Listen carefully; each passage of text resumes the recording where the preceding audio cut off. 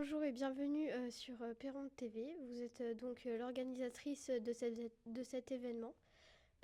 Comment organise-t-on un événement aussi important et tout se déroule-t-il bien comme vous le souhaitiez? Alors, bonjour, merci déjà pour ce moment accordé aux rencontres. Alors, l'organisation des rencontres nationales chauves-souris, ça prend du temps. Déjà, c'est ce qu'il faut savoir. Il faut anticiper plusieurs mois à l'avance parce qu'il faut établir un programme. Il faut contacter les intervenants. Il faut lancer les inscriptions. Donc là, on a quand même plus de 500 participants. Donc, c'est un travail de long terme, on va dire. Et c'est de la coordination. Comme vous avez pu voir avec la Société française pour l'étude et la protection des mammifères, on est plusieurs en fait à organiser cet événement. Il y a donc la SFEPM, le muséum, et toute personne donne un coup de main à un moment ou à un autre pendant les 3 jours. Pouvez-vous présenter et nous expliquer pourquoi vous avez organisé ces rencontres nationales des chauves-souris? Pourquoi est-ce qu'on a organisé ces rencontres? C'est une habitude. C'est un rendez-vous qui a lieu tous les 2 ans. Donc tout le réseau des chiroptérologues, donc des spécialistes chauves-souris, connaissent cette date, ce moment. C'est-à-dire qu'au mois de mars, tous les 2 ans, donc les années paires, comme là on est en 2026, on se retrouve tous ici. Donc c'est vraiment un rendez-vous, c'est convivial, c'est bien, mais c'est aussi nécessaire. D'un point de vue d'études, sur les études et les connaissances sur les chauves-souris, on a besoin de partager tout ce qu'on découvre chacun de nos côtés. On a besoin de partager pour avancer encore plus dans la conservation des chauves-souris. Qu'attendez-vous de ces rencontres nationales? Eh bien, c'est exactement ça, en fait. Nous, on attend qu'il y ait de plus en plus de partage d'informations, de connaissances. Et l'idée, c'est que chacun reparte un peu dans son territoire, sur son département, avec des nouvelles idées, d'études à mener, d'actions à mener, ou voire même de développer de nouveaux projets. Et en fait, ça redonne de l'énergie aussi à l'échelle nationale aux chiroptérologues pour faire toujours plus pour protéger les chauves-souris. Et on repart tous avec des nouvelles connaissances qui vont nous permettre d'agir au mieux par la suite. Pouvez-vous nous résumer rapidement les ateliers et conférences du matin? Alors, je vais vous parler de ce matin, mais je vais vous parler aussi des 3 jours au final. Ce qu'il faut savoir, c'est qu'il y a 40 communications au total. Donc, c'est un programme qui est très riche. 40 communications, 6 tables rondes et ateliers. On a 3 projections de courts-métrages, près d'une trentaine de posters affichés dans le hall et des stands.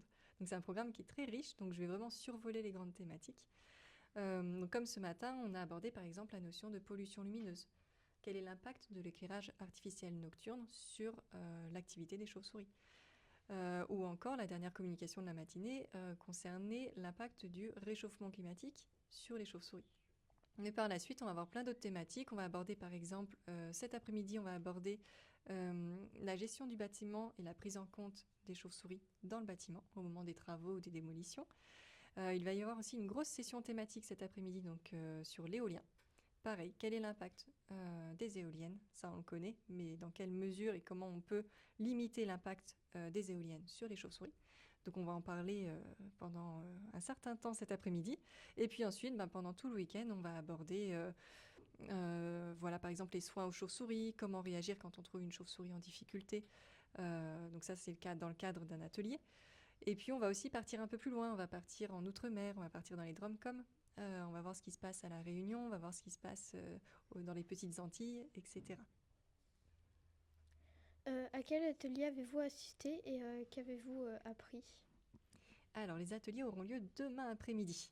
Donc, pour le moment, ils ne sont pas encore passés. Mais en tout cas, pour ma part, moi, j'interviendrai à l'atelier sur les soins. Voilà.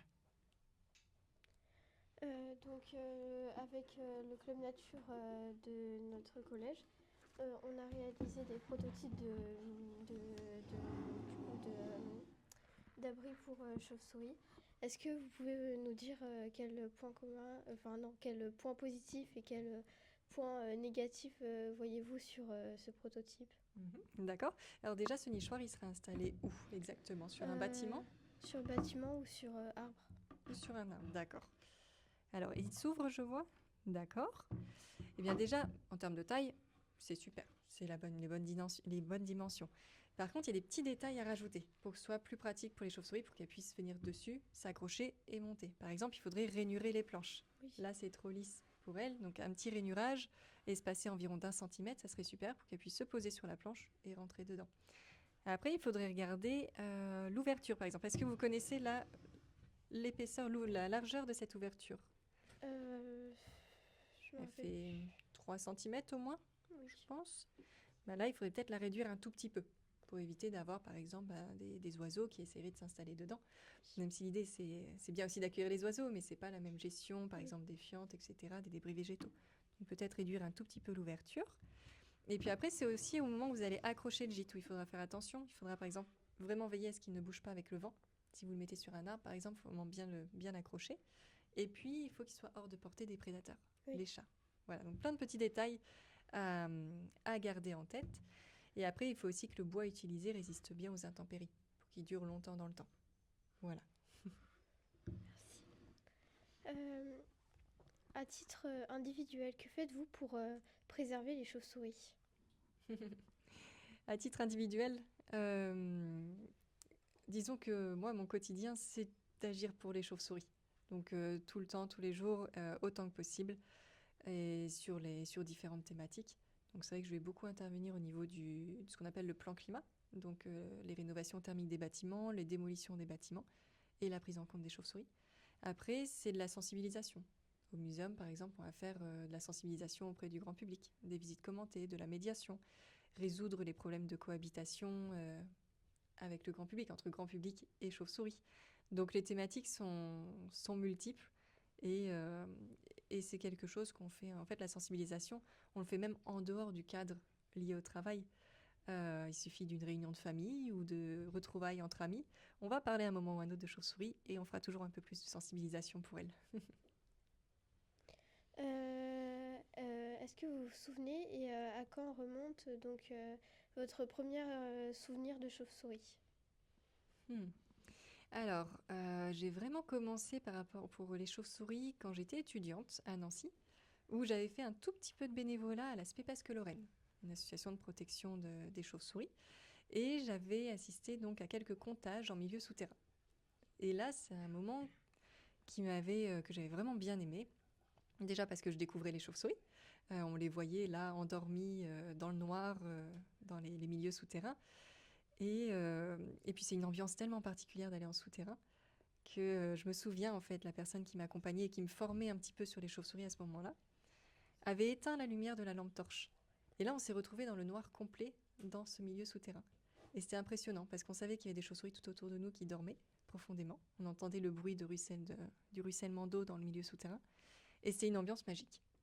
Et c'est là où j'ai eu mon premier contact vraiment avec les chauves-souris, avant d'arriver ici dans le Cher. Quelles questions auriez-vous aimé qu'on vous pose lors de cet entretien? Les questions, c'est une excellente question déjà, celle-ci. Quelle question j'aurais aimé que vous me posiez? Hmm. Mais il me semble qu'il y a une question auquel je n'ai pas répondu, à laquelle je n'ai pas répondu parmi toutes vos questions aussi. Et j'ai trouvé très pertinente et je n'y ai pas répondu, vous m'avez demandé. Euh, si j'estimais que là ça se passait bien, si j'étais satisfaite du déroulé des rencontres, et je trouve que cette question est très, très intéressante et je n'y ai pas répondu, donc j'en profite là pour y répondre. Parce que justement pour le moment, alors ce n'est que la première matinée des 3 jours, mais en tout cas j'en suis très satisfaite déjà de voir tous les participants qui arrivent, tous dans une certaine forme de convivialité, de bonne ambiance, et on partage tous la même passion pour les chauves-souris et la même envie de les protéger. Et ça, c'est fort. On se retrouve à 400, 500 personnes dans une pièce à partager la même motivation. Voilà. Si on ne devait retenir qu'une seule information de ces rencontres nationales de chauves-souris, ce serait laquelle d'après vous? Hmm. Qu'il y a de plus en plus de personnes qui s'intéressent aux chauves-souris. Et ça, on le voit par rapport au nombre d'inscriptions. On a de plus en plus d'inscriptions, on voit que le réseau s'agrandit. Et ça, bien, ça fait plaisir. Ça fait plaisir de voir que les chauves-souris sont apparemment de plus en plus prises en compte et qu'en tout cas, il y a de plus en plus de personnes qui souhaitent s'engager pour la protection des chauves-souris. Bah, merci d'avoir répondu à nos questions et Avec plaisir. au revoir. À bientôt.